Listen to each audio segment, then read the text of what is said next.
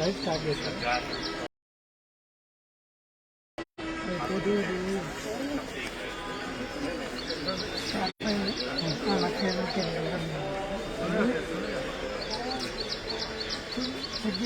ఇంకా రాను బ్లింక్ అవుతుంది కదా ఇక్కడ.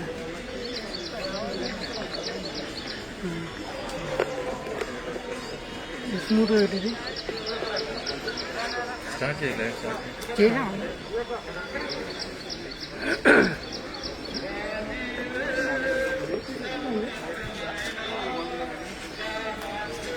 లైవ్ స్టార్ట్ చేసి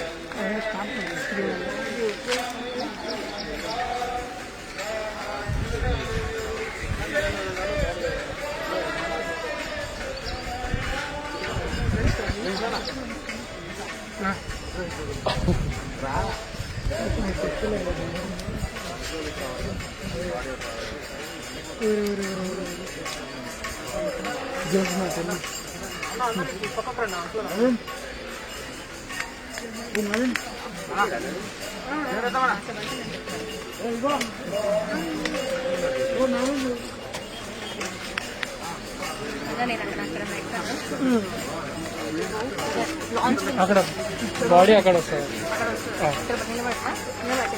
అక్కడే ఉన్నాను సరిపోతుంది.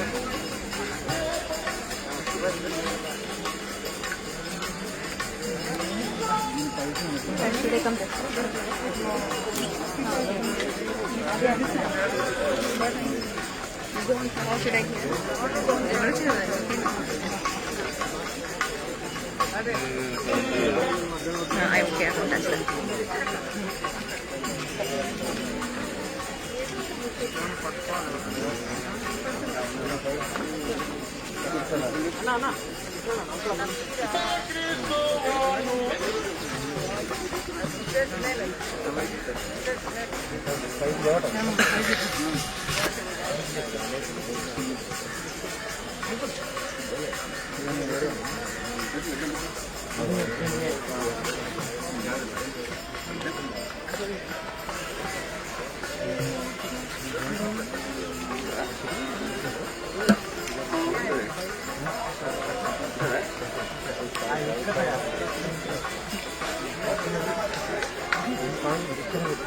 ఉంటాను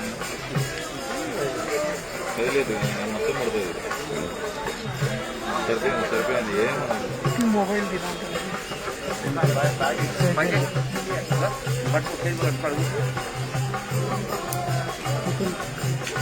అట్లా కూర్చో కదలదు. దాని మీద కూర్చోవద్దు, వెనకాల లైవ్ పెడుతున్నారు కదలవద్దు.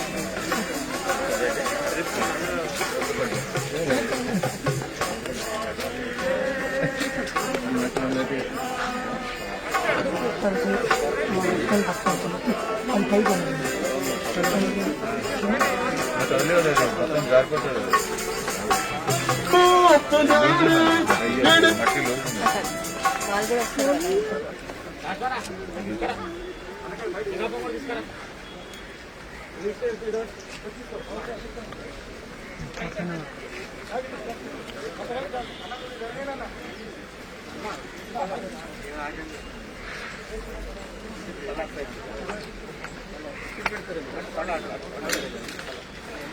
దాంతో చెప్పు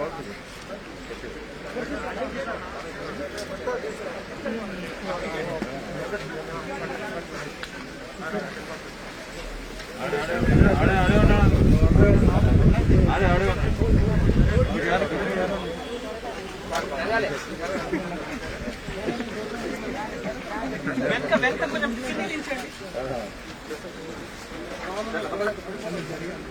కిందికి రావడానికి చెప్పు. కిందికి రావద్దు బాబు, ఇద్దరు పట్టుకున్నట్టు దానికి వెళ్ళాలి. ఫుల్ పేరు ఇద్దరే పట్టుకొని వెళ్ళాలి. సరే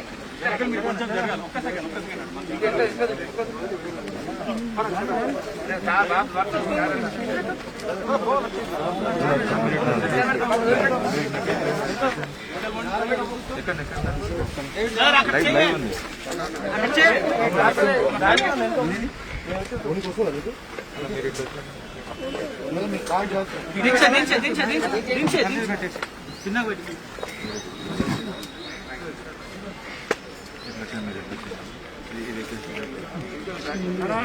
లైవ్ ఉంది సరే ఇప్పుడు వచ్చాను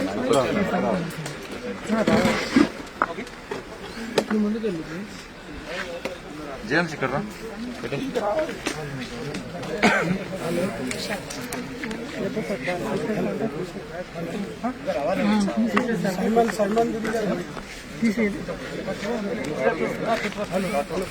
చలే మరి మైక్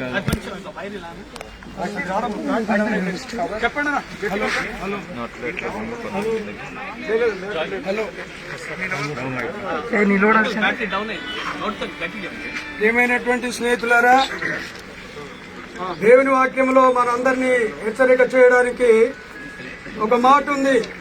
కీర్తనల గ్రంథము 89వ అధ్యాయము 48వ వచనములో ఈ సమయంలో మనమందరం కూడా విచారించుకోవాల్సినటువంటి మాట ఒకటి ఉంది.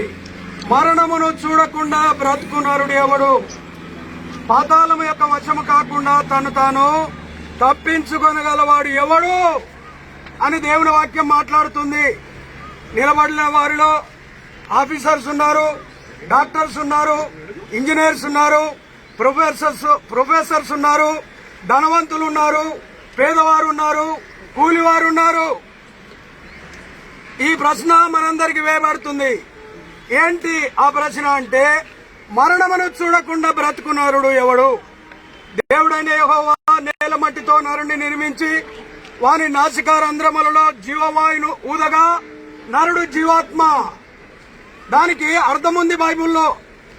నరుని ఆత్మ దేవుడు పెట్టిన దీపం కనుక ఈ దీపం ఆరిపోయింది. ఈ దీపము దేవునికి ఇష్టమైంది. ఈ దీపమును దేవుడు తీసుకున్నాడు. నరులందరూ వెళ్లవలసిన మార్గములో గత దినము వాల్టర్ గారు వెళ్లిపోయినారు. What about you? One day you will come here. ఇది నీ స్థలము. నీవు మంటిలో నుండి తేబడినావు. నీవు మన్నే కనుక ఒకనాడు మన్నైపోతావని రాజైనటువంటి సొలొమోను రాస్తుంటాడు.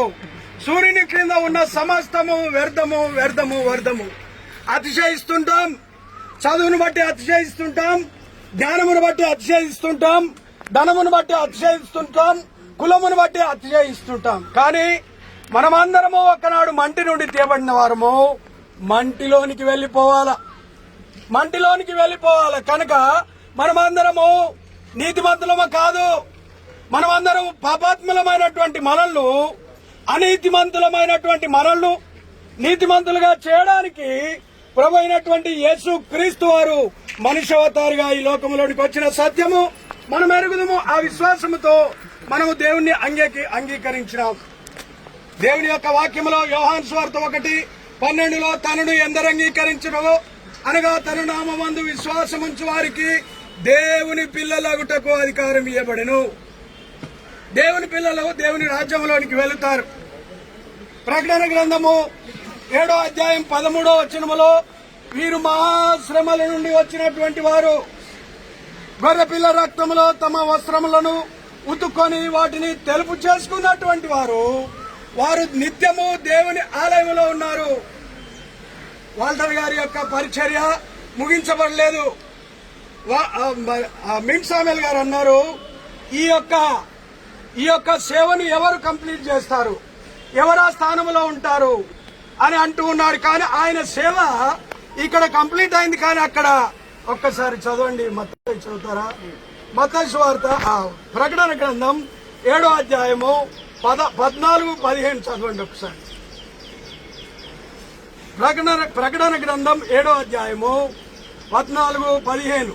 అందుకు నేను అయ్యా నీకే తెలియననగా అతడు ఇలాగ నాతో చెప్పాను, వీరు మహాశ్రమల నుండి వచ్చినటువంటి వారు గొర్రెపిల్ల రక్తములో తమ వస్త్రములను ఉతుక్కొని వాటిని తెలుపు చేసుకున్నటువంటి వారు దేవుని సింహాసనం ఎదుట ఉండి రాత్రింబగలు ఆయన ఆలయములో ఆయనను సేవించుచున్నారు.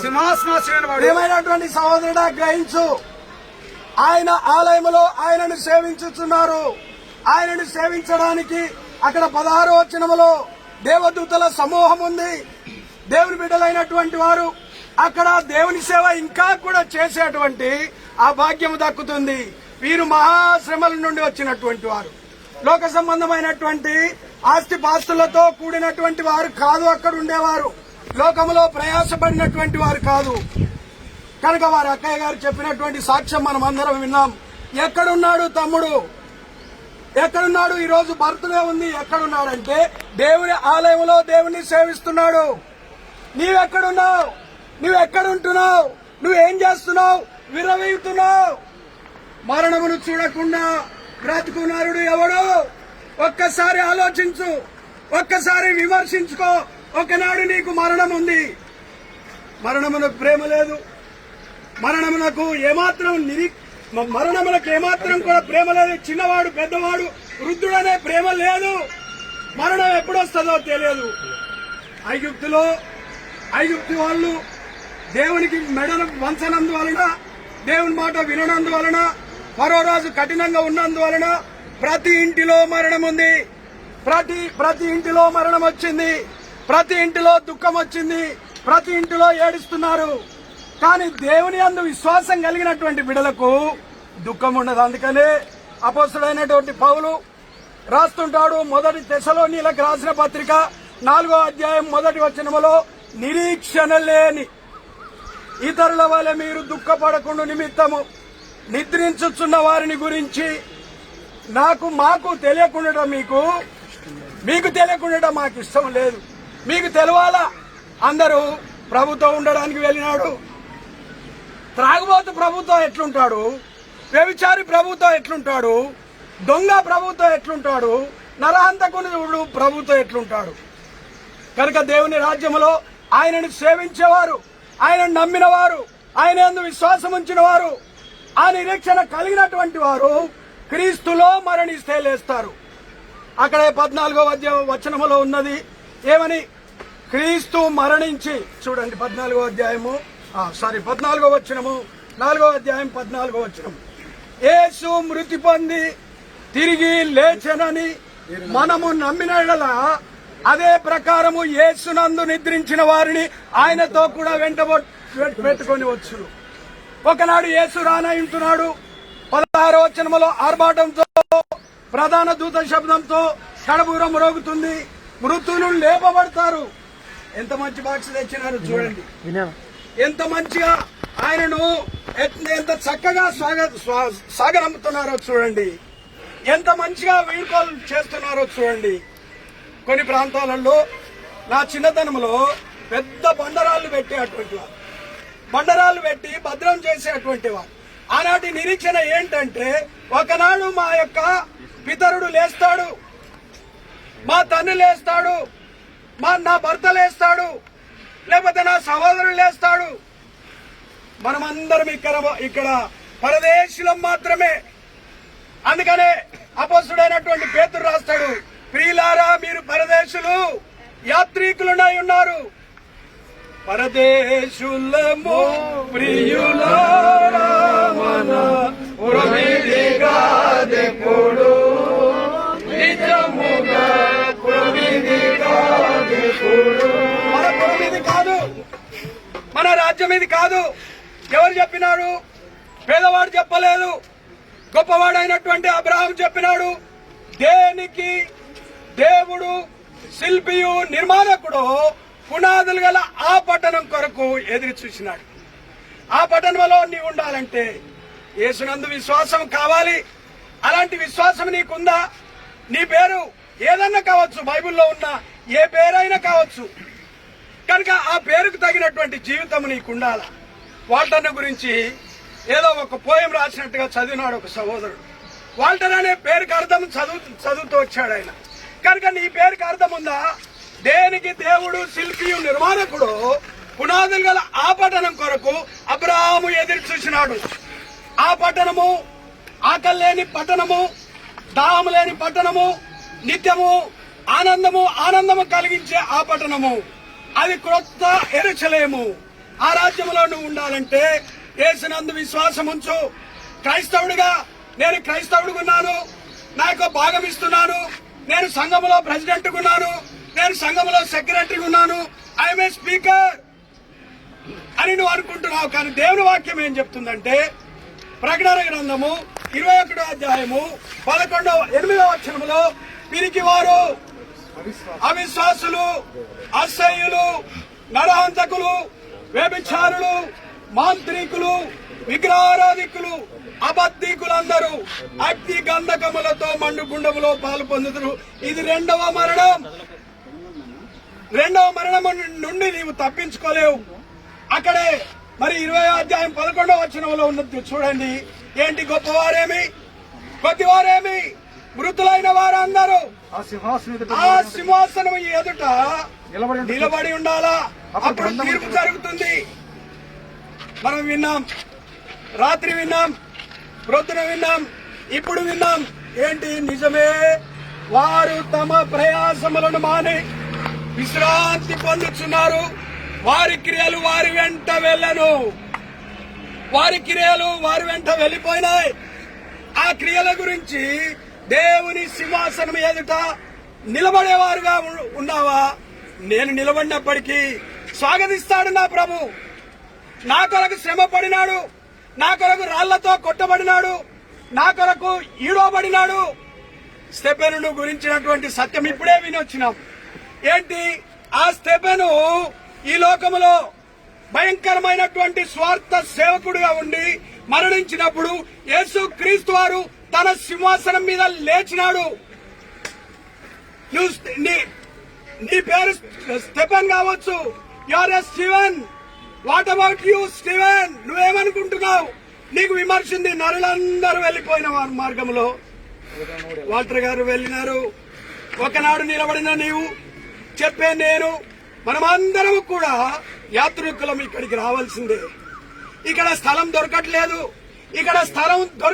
కానీ దేవుని ప్రజల కొరకు దేవుని రాజ్యంలో స్థలము ఏర్పాటు చేయబడింది.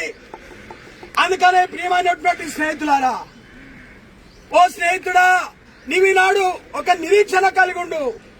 ఏ విషయంలో కలవరపడుతున్నావు, ఏ విషయంలో అక్షయపడుతున్నావు? ఒకనాడు ఈ లోకాన్ని విడిచిపెట్టాలి నువ్వు. మీ హృదయములను, యోహాను సువార్త 14వ అధ్యాయం 1వ వచనములో, మీ హృదయములను కలవరపడనీయకుడి. మీరు దేవుని యందు విశ్వాసం ఉంచి ఉన్నారు, నా యందును విశ్వాసం ఉంచుడి. నా తండ్రి ఇంట అనేక నివాసములున్నాయి. నేను వెళ్లి మీ కొరకు స్థలము సిద్ధపరుస్తాను. నేనుండు స్థలములో మీరును ఉండులాగిన మరలా వచ్చి మిమ్మల్ని తీసుకొని పోతాను. వాల్టర్ గారు భగత్ సింగ్ గారు ప్రక్కన నిలబడ్డాడు. ఒక త్రాగుబోతు అయితే నిలబడినా, ఒక వ్యభిచారి అయితే నిలబడినా, ఒక దొంగ అయితే నిలబడినా, ఒక పాపాత్ముడు నిలబడే స్థలమేనా? వాల్టర్ గారు ఫారినర్స్ కు ట్రాన్స్లేషన్ చేసినాడు. గోల్డ్స్వర్త్ గారికి, లేకపోతే డీనా కాంగ్డెన్ గారికి, లేకపోతే ఆ యొక్క ఇంకా చాలా మందికి ఆయన చేస్తూ వచ్చినాడు. కనుక ఎమాయిమీలకు, గొప్పవారికి, ప్రసంగికులకు ట్రాన్స్లేషన్ చేసినాడు.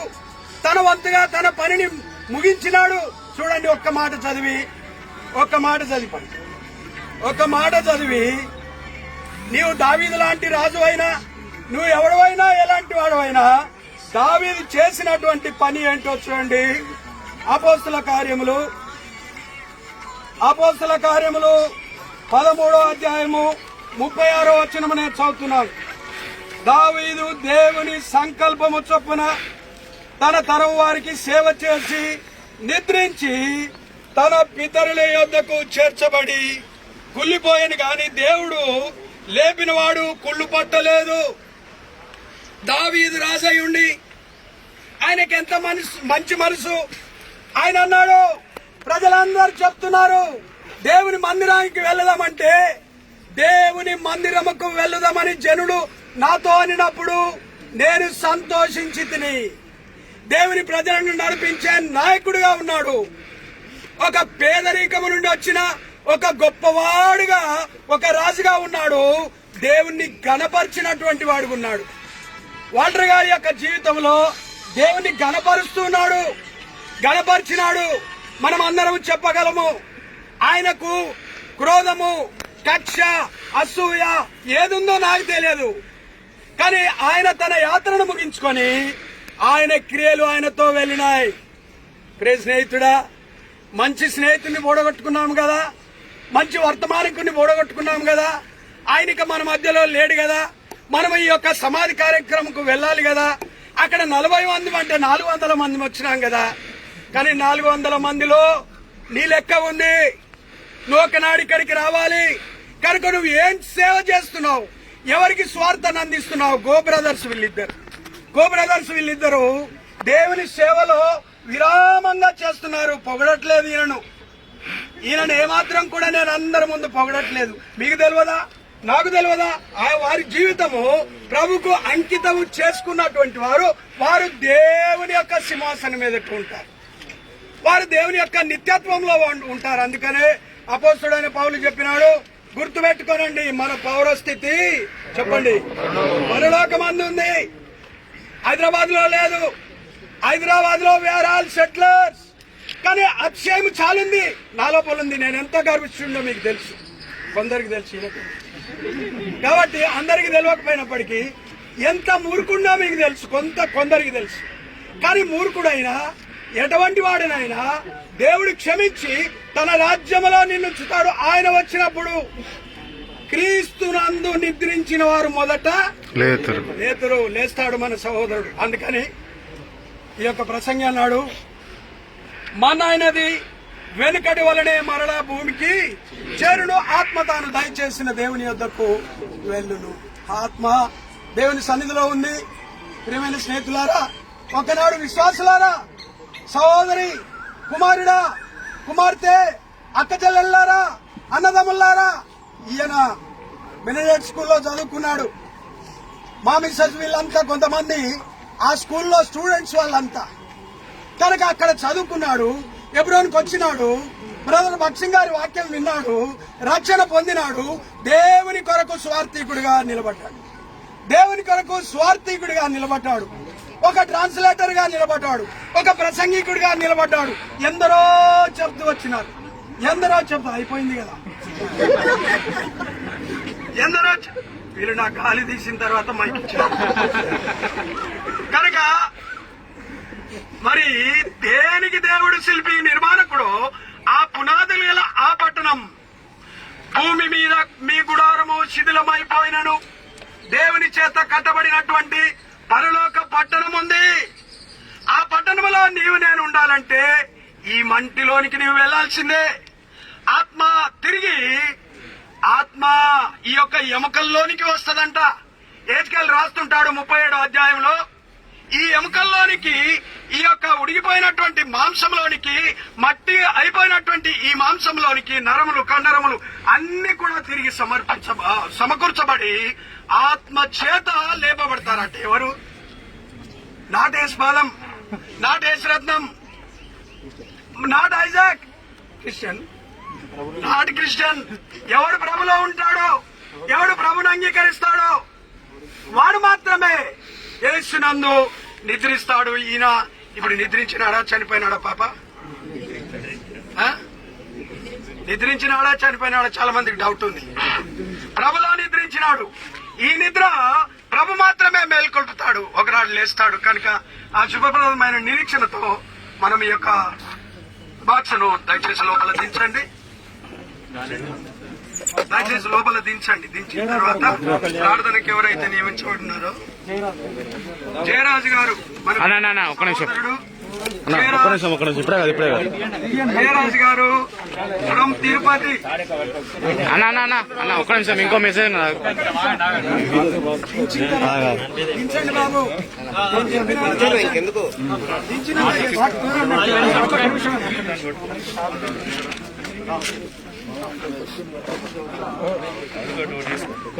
ఆయనకి బాగుంది వస్తుందా దింపనీకి?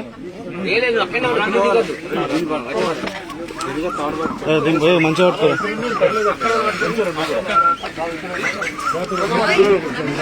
ఒక్క నిమిషం పట్టుకో ఫోన్.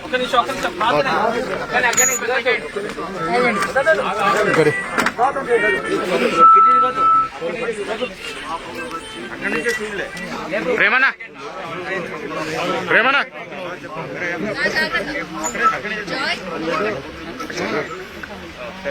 మన పాప మోసుకొని పోయి సమాధి చేయబడి తిరిగి లేకపోవడం ద్వారా పాపమైన మనకు ఇది ఉచితం. ఎవరి పాప క్షమాపణ మారుమనసు పొంది ఈ లోకాన్ని విడిచిపెడతారు వారు పరలోక రాజ్యమైన నిత్యత్వంలోనికి ప్రవేశిస్తారు. ఎవరు యేసు ప్రభువును అంగీకరించకుండా నిరాకరించి తృణీకరించి లోకాన్ని విడిచిపెడతారో బైబిల్ సెలవిస్తుంది వారు మరణంలో నుండి జీవములోనికి దాటక తీర్పులో నుండి పాతాళంలోనికి ప్రవేశిస్తున్నారు. దేవుని దాసుడు వాల్టర్ గారు ప్రభువైన యేసునందు విశ్వాసం ఉంచి ఆశ్చర్యకరమైన వెలుగులోనికి ప్రవేశించి నిత్యత్వంలో తనతో పాటు ఉండటానికి దేవుడు సిద్ధపరిచిన రాజ్యంలోనికి కొనుక్కోబడ్డాడు. దేవుని ఆశీర్వాదం. ఇంకా యేసు ప్రభువును అంగీకరించకుండా పాప క్షమాపణ మారుమనసు పొందకుండా ఉంటే ప్రభువైన యేసునందు విశ్వాసం ఉంచి అప్పుడు నీవును నీ ఇంటి వారిలో రక్షణ పొందేది. రక్షణ పొందిన మనము భజనాన ప్రభువు మన కొరికే రానయ్యున్నాడని మనం ఆయనతో పాటు ఉండడానికి సదాకాలం కొనుక్కోబడ్డామని శుభప్రదమైన నిరీక్షణ కలిగిన వారమై ఆయన రాకడ కొరికి ఎదురు చూస్తూ ఒకరినొకరు ఆదరించుకుంటూ దేవుని వాక్యం ద్వారా ప్రోత్సహించబడుతూ ఆ రాకడ కొరికి సిద్ధపరచబడినట్టు ప్రభువు మనకు సహాయం చేయను గాక.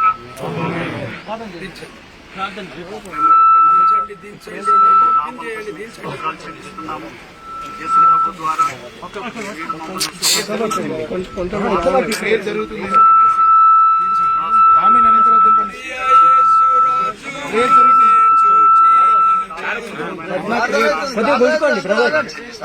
దాసులు పిలుచుకున్నారు. నల్లారా రండి అని మీరు పిలిచినప్పుడు మీ మాటకు స్పందించి మీ దగ్గర రావడానికి కృప అనుగ్రహించున్నారు. విడిచిపెట్టబడిన కుటుంబాన్ని, బంధువులను, రక్త సంబంధికులను, స్థానిక సంఘాన్ని మీరు కరుణించి ఆదరించి మీ దాసులు లేని లోటు తీర్చండి. ఒక తల్లి వారిని ఆదరించినట్లు నేను మిమ్మల్ని ఆదరిస్తానని సెలవిచ్చినారు. సమస్త ఆదరణ కర్తైన దేవుడు గనుక మీరే ఆ ఆదరణతో ఆదరించండి, కన్నీరు తుడవండి, గాయాన్ని ఖర్చండి. మీ దాసులు వెళ్ళిన ఆత్మ సమానమైన మార్గంలో చేరువచ్చిన మేము దూర ప్రాంతం నుండి వింటున్న వారం కూడా వెళ్ళినట్లు మీరు మాకు సహాయం చేయండి. ముందన కార్యక్రమం కొరకు సిద్ధం చేయమని యేసు ప్రభు నామమున ప్రార్థిస్తున్నాము తండ్రి.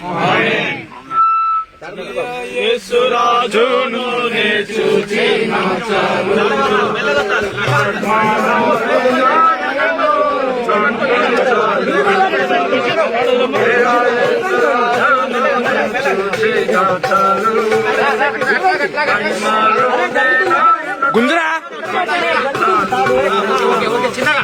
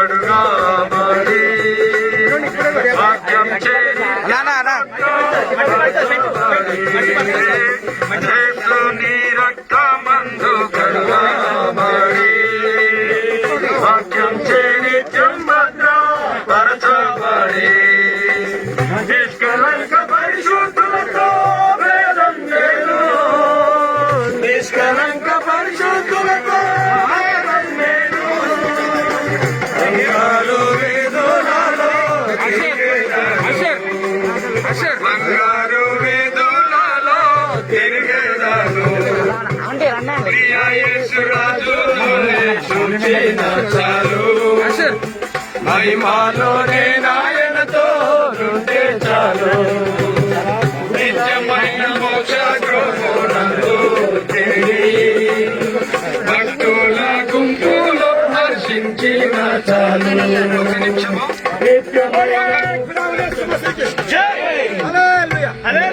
ప్రార్థన అనంతరము మరి మీరందరూ పూలు లేకపోతే మట్టి వేయాలనుకునే వారు నా తర్వాత ప్రేమ కలిగిన మా తండ్రి, నమ్మకమైన మా దేవ, మీ పాదములకు స్తుతులు స్తోత్రములు అందరూ చెల్లిస్తున్నాం.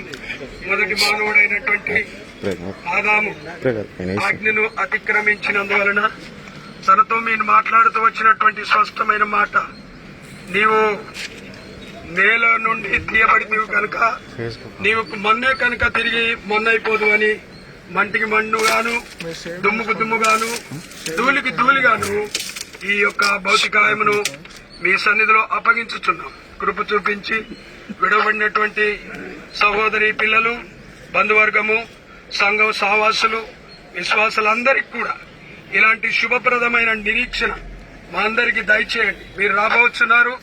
ఆర్భాటముతో, ప్రధాన దూత శబ్దముతో కడబోరం మ్రోగినప్పుడు మృతులు అక్షయులుగా లేపబడతారు. మహిమ శరీరము దాల్చుకొని మా ప్రియుని మేము చూస్తామనే నిరీక్షణ మాకు దయచేసి మీ నామమునకు మహిమ కలుగుటకై కుటుంబాన్ని ఆదరించి బలపరచండి.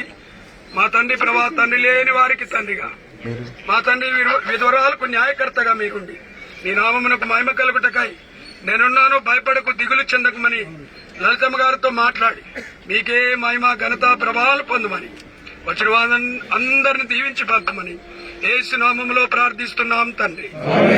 మన పరమ తండ్రి అయిన దేవుని ప్రేమ, మన ప్రభు అయిన యేసు క్రీస్తు వారి కృప, పరిశుద్ధాత్మని యొక్క అన్యోన్య సావాసం ఇప్పుడు ఎల్లప్పుడు సదాకాలము చేరి వచ్చిన మనందరికీ తోడయుండును గాక. వేయండి పూలు. ప్రియ యేసు రాజును చూచి నాచాలు మహిమలోనే నాయనతో ఉంటే చాలు. యేసురాజును చూచి నాచాలు మహిమలోనే నాయనతో ఉంటే చాలు.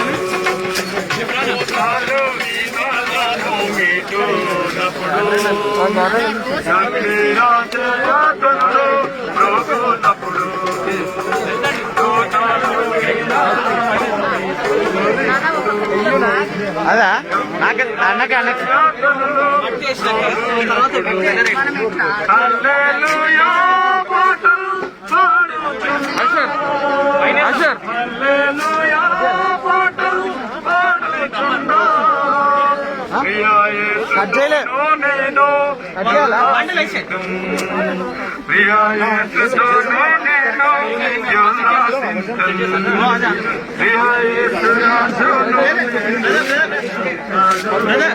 ఇది ఇక్కడ కాలు నిత్యమైన మోక్ష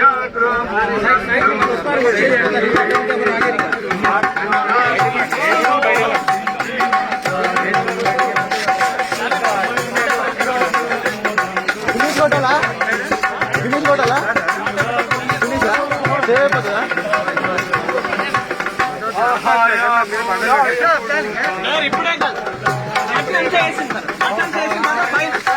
పైన